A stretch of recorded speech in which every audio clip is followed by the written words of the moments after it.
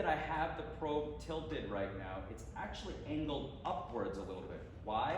Because the biceps tendon is not completely parallel with the skin, it's actually going upwards. Now, if I tilted in the opposite direction, it would look like the biceps tendon became black. So now all of a sudden, what did I do?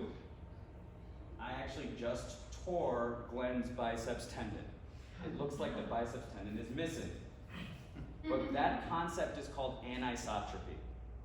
And anisotropy is when the sound waves are not perpendicular with the structure in question and bounce off and don't go back to the probe.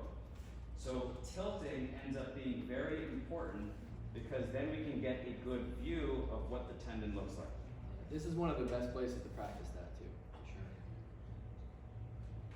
Does that make sense?